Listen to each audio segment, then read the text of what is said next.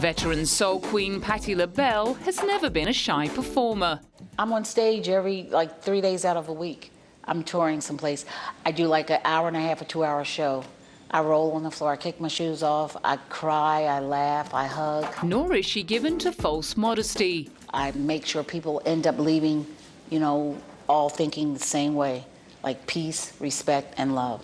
When you come to Patti LaBelle concert, you could be black, white, gay, or straight. With $8 billion or $8, you're going to all leave feeling touched by an angel. Sometimes criticized for grandstanding and accused of once upstaging Diana Ross, she's reportedly defended herself by saying she's got a big voice and she's going to use it. Early on, she used it in the all-girl group Patti and the Bluebelles, which later became simply LaBelle. They gained fame playing at R&B Mecca, the Apollo Theatre in New York. At a recent event to celebrate its 75th anniversary, she was inducted into the Apollo Legends Hall of Fame by Mariah Carey and recalled the highlight of playing there in the 60s and 70s. The audience responding. Instead of throwing eggs, they stood up. Because when you're bad at the Apollo, they'll let you know. The group's biggest hit came with the 1974 smash Lady Marmalade.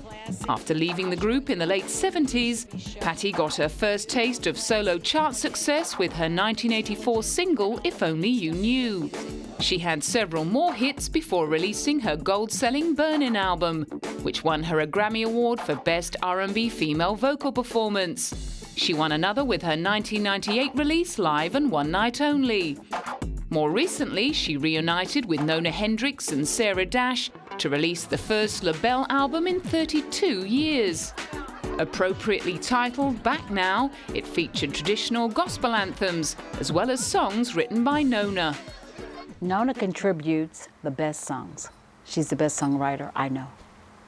So she gives me great material to sing. The mutual compliments were flying. Her voice stands alone.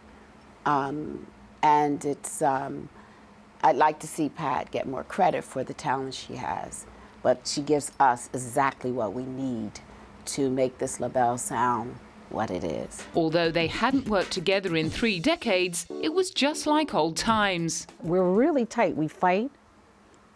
Yeah. We scream at each other. We tell each other, no, don't wear that. Don't wear that.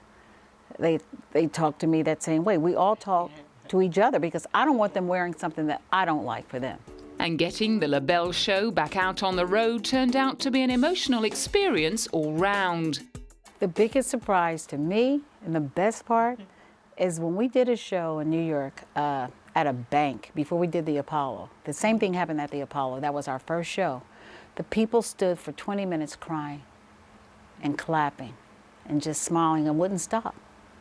When they saw the 3 of us together, that's all they wanted for 33 years. Their dream finally came true.